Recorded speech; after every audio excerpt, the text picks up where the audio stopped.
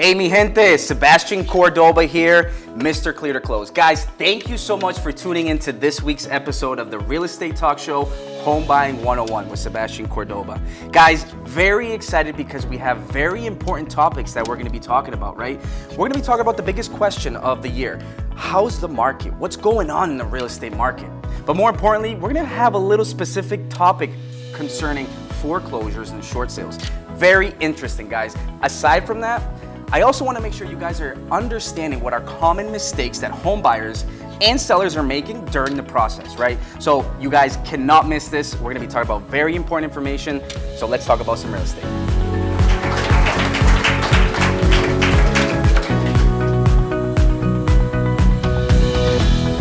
Guys, so aside from the important topics that we're going to be talking about, I have a very special guest, all right? I have Giselle Santiago from Boston Babes Realty. So please, guys, give a big round of applause because Giselle, thank you so much for coming out. Thank you so much for having me here. Viewers, thank you so much for taking the time to view this. Yes, and thank you. So Giselle, I appreciate you coming out here. I think it's very important.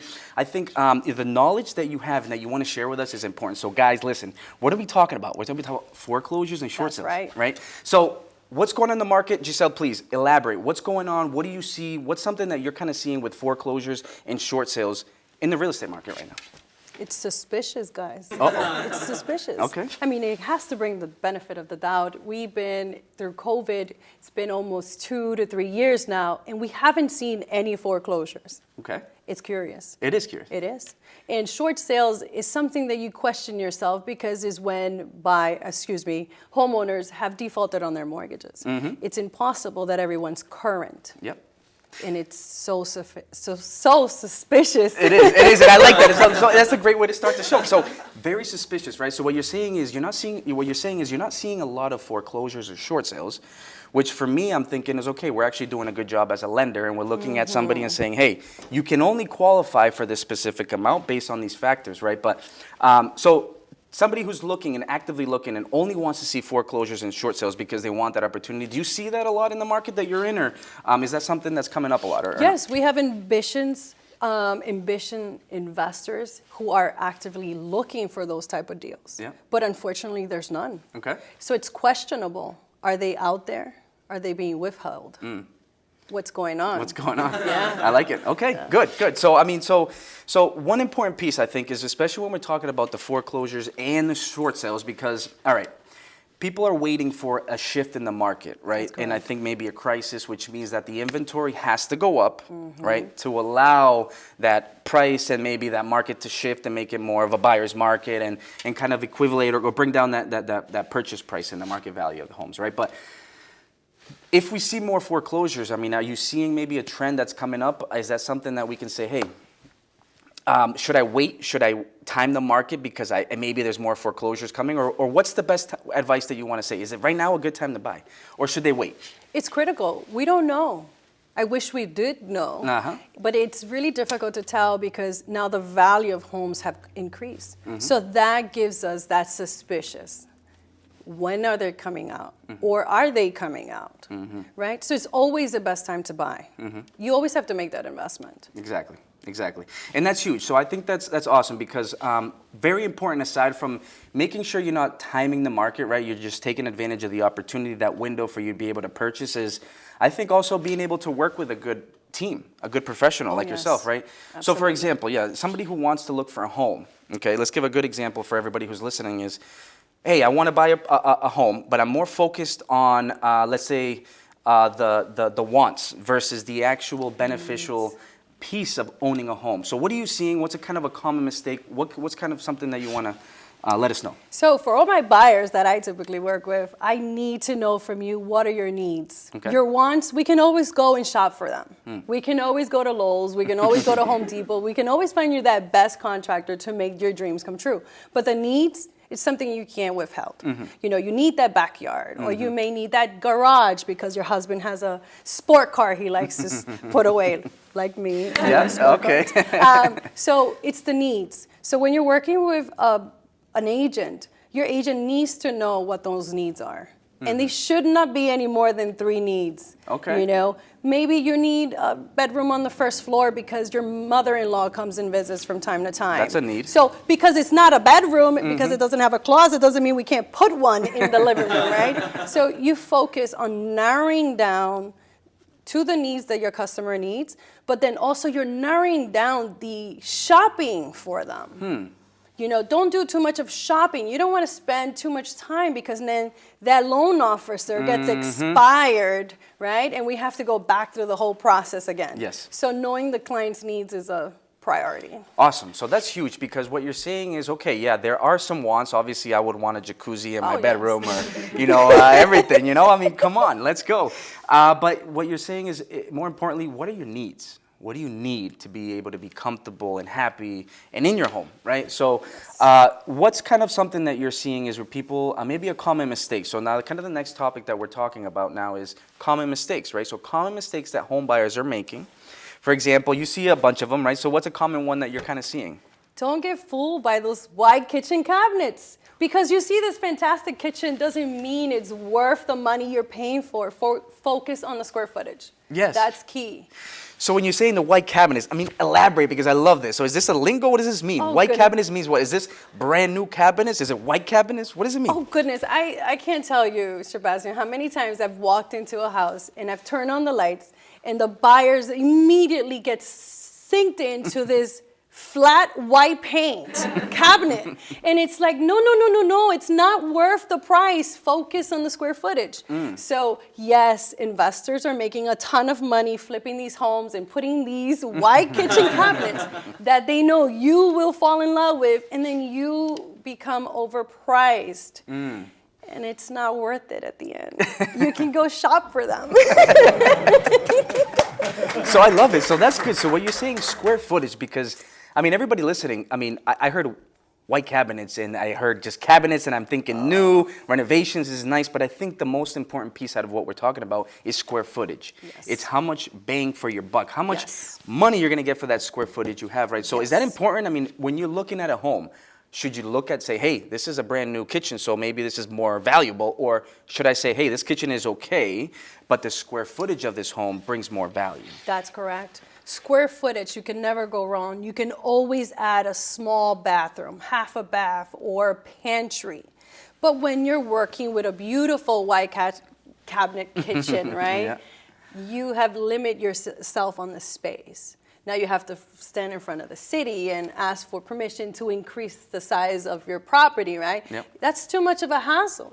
But if you focus on square footage, you can have that beautiful kitchen and you can probably even add more rooms to that house, which then adds more value to your property. Wow. So that's huge. So what you're thinking is, what you're saying is, let's think long-term, right? Absolutely. Let's think long-term instead of saying, hey, this kitchen's good now.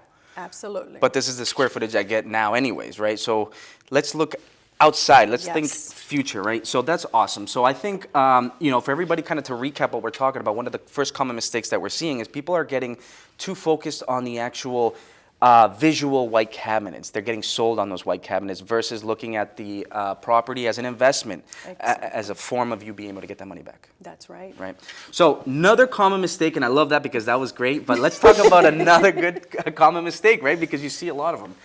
So another common mistake I think you were mentioning is you know, when you're buying a home, maybe you put a couple people on a loan. I mean, what's something that you're seeing? What's an advice that you want to give us and say, hey, think twice about this. It could be a mistake. Okay, so I can only say this in Spanish. They say in Spanish, arrópese hasta donde la sábana le dé. Okay. I'm not sure if you can translate that. So if you can only afford $100,000, try to make that one investment with $100,000. Make that investment somewhere where you know the city is doing great things to add to the value of your investment. Now that investment can be held in a rental for 4 to 5 years or as long as you can. And now guess what? Your value has increased. Now you have equity. You can either sell the property or pool the equity and live wherever you choose to live.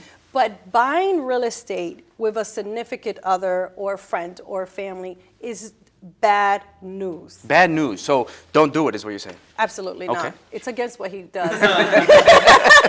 But why? Tell me why. It's a I've seen so many short sales. I've seen foreclosures occurred, and I'll give you the most common scenario. When they get engaged, everybody wants to go out and buy a house, right? The in-laws are putting in money so you can put for your down payment. That's one of the gift requirements. The gifts, okay, which we can certainly put in there. You can receive gifts from a family member to buy. There you go. So they're making this investment. They're buying this real estate property together. They're both on the loan. And sometimes things don't go as planned, right? Okay. So then a separation occurs. And typically the wife stays because she has the kids. The man needs to go, which is typical. So now you have the wife. She can't sustain the cost of living plus the responsibility that she defaults on the mortgage. Okay. By the wife defaulting on the mortgage, the husband is affected. Why? Because of the credit. Exactly. It's linked with their credit. Okay. Absolutely. So this is a common mistake, and let me tell you, it's a lose-lose everywhere. So I tell people all the time, why don't the husband buy an investment property? Okay. Why don't the wife buy an investment property? Right? All right. Now you've made good money on both these commissions, right? Equivalent. Now you stay in communication with these two clients, and you find them in the future, that dream family home. Wow. Wow. Now, if there's ever a separation and there's a divorce that goes into place, you both have your own real estate. Wow. Right? Now you have this one single family, and it's very easy. Somebody needs to buy somebody out. Or the house has to go on the market because it's not a need, it's a want. And the best person that makes out there is the divorce attorney. So guys, I mean, that's awesome, because what you're saying is huge. So what you're saying is when you're buying a property, let's say with your new spouse, right? Let's first take a look at how much individually you guys can qualify on your own. Maybe buy that property separately. Exactly. So in case things hit the fan, you know, they can easily not sell it, but at least go their ways and still be able to keep all that money that they've invested into in their time, right? So huge topic. That's awesome. Yes. So I think that the kind of, to recap, is be careful who you put on the mortgage with you, right? I mean, have you seen any other big, a good example you want to give us? I mean, a cousin, a family, if you put your neighbor on the loan, what happens? I mean, I've seen siblings do it all the time, and they end up calling me doing a short sale because the sister moved out because doesn't get along with the brother-in-law and X, Y, and Z. So yes, I've seen it hundreds of times, even in the parents. Parents co-signing for their children. Even if your parent doesn't get along with the man you want to marry or you're with, it's still a problem. Now, you know, it just becomes a really big problem. I think everyone should be able to make their investments separately and then do one jointly. And that way there is no problems in between. You always have to think of an investment as a one-guy team. Okay. If a one-guy team makes a decision, whether it's to default or gain, that's a one-guy decision. Yeah. So that's amazing. So that's powerful. And Giselle, thank you, because I think it's an eye opener. I think that's awesome, right? So, you know, guys, wow. So I mean, I hope you guys are all taking notes, because what I have is very important, you know, mistakes that you guys don't want to do. And you know, kind of one mistake that I'm seeing in the mortgage world is, let's say, self-employed borrowers, right? Self-employed borrowers, obviously, you have there's a double-edged sword, right? So if you declare too much income, you have to pay too much tax. But what does that mean for me? That means you declared enough income for you to be able to buy. So it's good, right? But it's very important that you also sit down with your CPA and your accountant, because you can't declare something erroneous. First, you have to declare what legally you can. And second, you need to understand what you would have to pay back to the IRS and what you owe. Because if you set up a monthly payment, that's a liability that I have to add on to your overall debt, which brings down your purchasing power. So my point is, work with the team, Giselle, myself, any realtor in your area, any loan officer in your area, because the idea is for you to work with somebody who's dedicated to make sure that they look at the square footage, not the white cabinet. That's right. And that they declare enough income to make sure that they can buy this house, right? Yes. But, you know, so that's awesome, Giselle. And I think that, you know, the last topic, which is very interesting to me, and I think it's a topic that is not heard of much, because there's a very high barrier to entry, right? So it's very hard for you to get into this type of business. What are we talking about? We're talking about commercial real estate, right? So I know that was something that you're focusing on. You got your hands and your feet wet on there. You're doing your thing, which is awesome. So I applaud you. Thank you. But what's something you kind of want to talk about it. I mean, is that something that's easy? Kind of what's the process of going about it? I mean, tell us a little bit about it. Oh goodness, it's so much easier. It's just something that we're not familiar with. We were not taught. It's not accessible to many of us. But informing you of something we didn't talk about earlier, commercial industry, there's so many ways that you can enter the business. You can enter into the commercial industry and buy with either a loan officer, okay, or you can even have the seller finance to you directly. Wow. Okay. So you can buy the property with the seller financing it. Absolutely. Think of it this way. This seller has spent all of his years, pretty much 20, 30 years, building this commercial property to having the best anchor tenants. Anchor tenants could be, big brand stores or big franchises, McDonald's, Burger Kings, etc. And he has built it to that income-wise. This seller could be accessible and be your loan officer technically because he knows how much his property produces. Cash flow. Cash flow. So here comes the opportunity for young investors like ourselves that we can find ourselves for $100,000, $200,000 and we can easily submit this one letter of intent to this potential seller and say, listen, I don't have the money. Yep. I have the down payment. Can you be my bank? Yep. And that seller could say, yeah, absolutely. He'll hit you with a high interest rate for the first couple of years. You're young, you can handle it, right? It's the cost of doing business. It's the cost of doing business. And, we go into the business and you can own commercial real estate that way. You can either finance it or you can own it through a seller financing. There's so many different ways. After a couple of years, any bank would definitely give you a loan once you've been operating. Because you're showing enough, basically, experience in being able to do that. Okay, so what you're saying is you can start off with seller financing to be able to create that resume, let's say, that a bank wants to look at. Exactly. That's powerful. Exactly. That's huge. So, I mean, it sounds so easy. I mean, but it is easy. And it's awesome because this is good because I think that for me as a residential loan officer, I really focus on the residential piece where it's really. We look at a lot of details. We look at the credit, the income, the employment, the down payment, everything. There's a lot of things that go into it where as a commercial lender or when you're buying a commercial property, it's straight investment, it's property focused, right? So you're looking at the cash flow, you're making sure you know what the expenses are, how to maintain it. I mean, what's the best way for you to get into it? I mean, do you just search in Google, hey, I want to buy a plaza, or what's the best way to kind of get into it? Well, commercial is pretty tough. So if you're driving around your neighborhood and you see the same plaza and you're curious, contact an agent like myself, and I will find that seller. Okay. And you know what? I was told everything is for sale for the right price. So everything has its price. So even though it doesn't have a for sale sign, it has a sale tag. So we can find a way.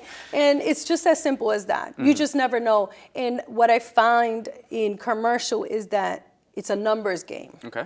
And sellers in commercial are more attentive to do deals than in residential, chasing small residential deals, right? But commercial is an industry that a lot of us do not know about, but it's so much easier. Less expensive. Most of your tenants in commercial pay all of your services and utilities. So it's a triple net investment. So you're gaining. I mean, and now it's a matter of can you change or, when you say an anchor tenant, I mean, elaborate on that. Is that something that if ideally you buy a plaza and it comes with the anchor tenants, that's what you're looking for, right? It's a moneymaker. Staples, Petco, any of the big franchises. Okay. It's an anchor tenant. They're there for years. Okay, so they're long-term tenants. Okay, and they're franchises, so they're going to be in business for a while. That's awesome. So that's powerful. Wow. That's right. So what else? And another thing please. I failed to tell you, I was going to hold it for a secret. Land, guys. Land is very important. So wait. So LAND. So we're talking about land, guys. Yes. Why, Giselle, por favor? Land. Let me tell you a little trick I learned in commercial. AM traffic. Okay. If you notice when you're driving into your job that you're dreading to get into, right? AM traffic is the destiny to highways, routes, okay? And you're always going to find Dunkin' Donuts or Starbucks. So if you live in a small village and you're driving down the same street and you're getting into the highway, that's AM traffic. And land that is located in AM traffic is a money-making machine. Okay. So you buy this land for whatever the price may be, and when you get that phone call, or you can hire an agent like myself, we solicitate to Dunkin' Donuts and Burger Kings and these large franchises. Thank you. And we get them to lease the land back from you. So they come out, they do an agreement, they lease the land for 15 to 50 years, and they build a building on it, cost-free to you, and you become their landlord. Wow. Bet you didn't know that. So, no, and let's, I wish we could rewind this so you guys can listen to it over, but let's recap because this is amazing. So what you're saying is you can buy a piece of land, which ideally it's in the AMR? AM traffic is 7:30, 8:30, 9:30, when you're heading into work. Okay. And if you find land that is to your right-hand side when you're heading into work on that AM traffic, it's the best thing to invest in. Amazing. Oh my God, it's So you're incredible. saying you can buy land, right? Yes. Ideally, AM traffic, right? So you're getting that potential Dunkin' Donuts, that big franchise to come in there and lease it from you. Lease it from you. Okay. Now you become a landlord. So you're not having to build. So for example, you don't have to go to a bank and get a construction loan, build a foundation, get the permits, and get it zoned to get commercial. No, you're telling me that a franchise can come in here, get all that done for you, and then pay you per month. Yeah.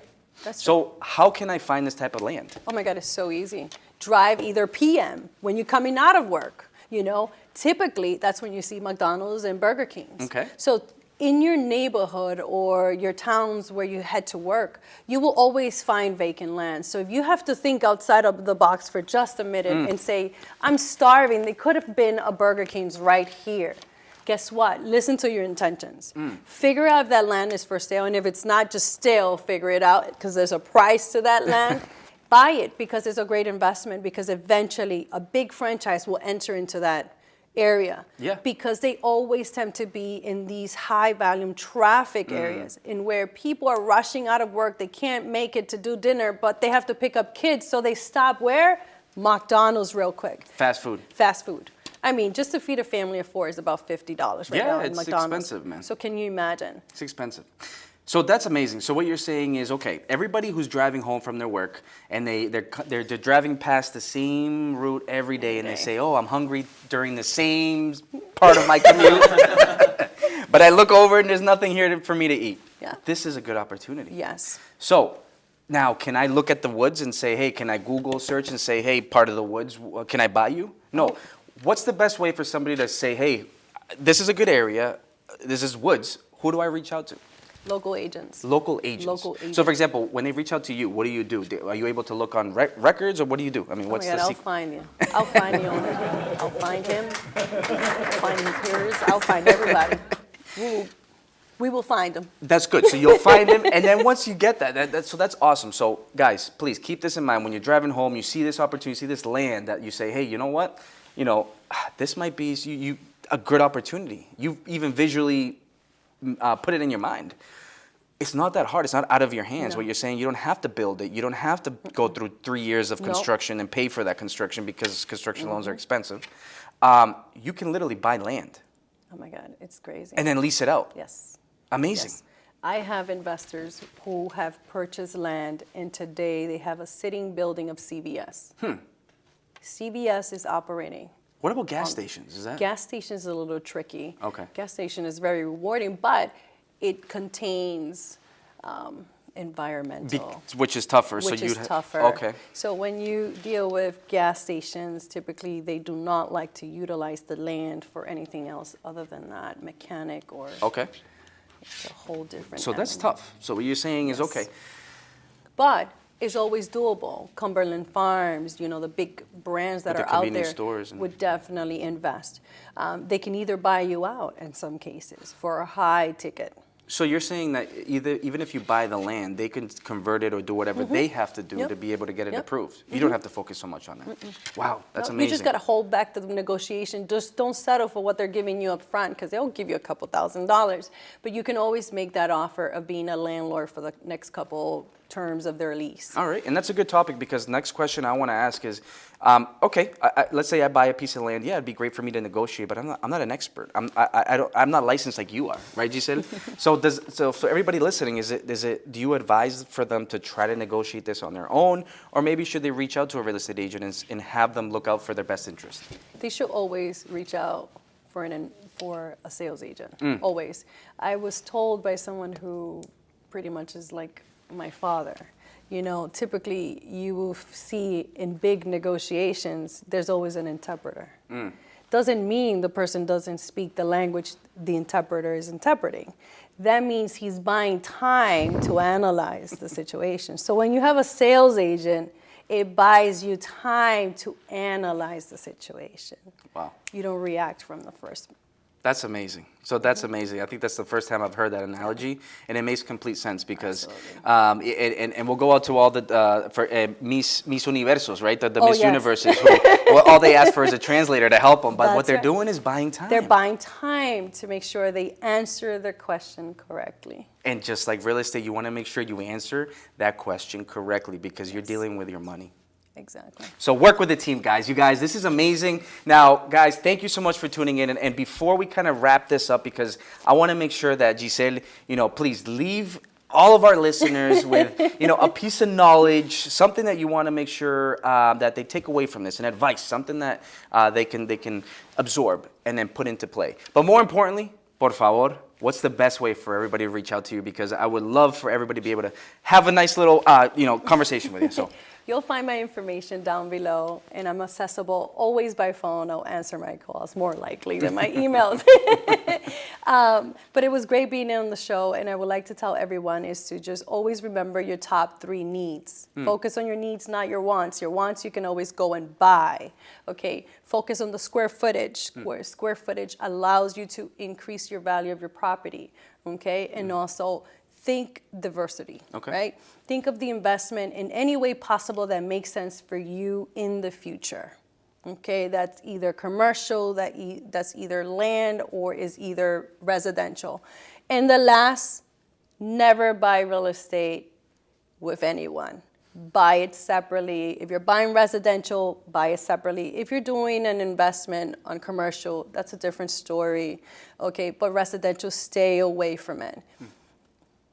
Amazing. So thank you so much, Giselle. And I think that everybody here was able to definitely grasp a lot of good knowledge, a lot of good advice. And more importantly, thank you for coming out. Oh, you're welcome. I appreciate it. It was a pleasure having you. Oh my God, it was a pleasure having you. And thank you guys so much for tuning in. Please subscribe, like it, share it, and reach out with any questions. That's what we're here for. So thanks so much, and see you guys next week.